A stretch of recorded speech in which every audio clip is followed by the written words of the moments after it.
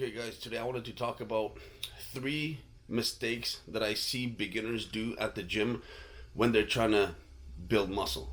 Okay, so one of them is cutting when you're skinny fat. So basically, meaning, everywhere else you don't have too much muscle, but around your stomach, you seem to be holding a lot of fat there. And the number one thing with that, I can tell you, you're not gonna cut nothing. There's no muscle to cut. Do you understand? You need muscle. You need to gain some muscle. You need to gain some size. You need to get your chest big enough that it goes over that stomach, and you need to get big everywhere, and then you start a cut. Because if there's nothing to cut, if you're already so skinny and there's nothing to cut, you need to gain some size and you need to gain some weight and then cut that down. Trust me, once you get a little bit bigger, that is not going to look as bad, okay? And there's nothing wrong with it having a little bit of fat there when you're trying to gain some size, okay? We're not Mr. Olympia here. We're not trying to, this is the beginning stages of your fitness journey, okay? So gain some size and then you cut that stuff down, okay? Second most common mistake I see people doing, and I actually was just talking to a kid about it at the gym yesterday, going to the gym on an empty stomach. I can't stress how not good that is for you trying to build muscle. Like, I just don't understand the concept, okay?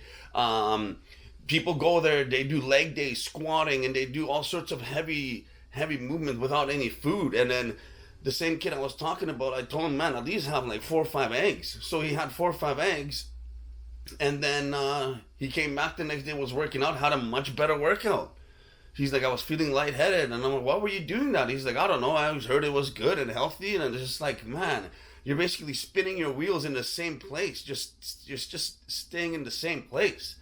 And the third most common mistakes I see people do who are just starting off is not progressively overloading, okay?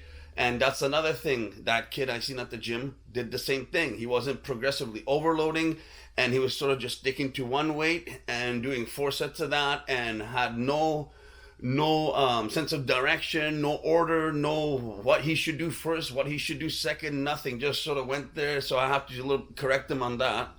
And so those are my top 3 mistakes that I see people do: is cutting when there's nothing to cut, when you're skinny fat, okay? Gain some size before you have anything to cut.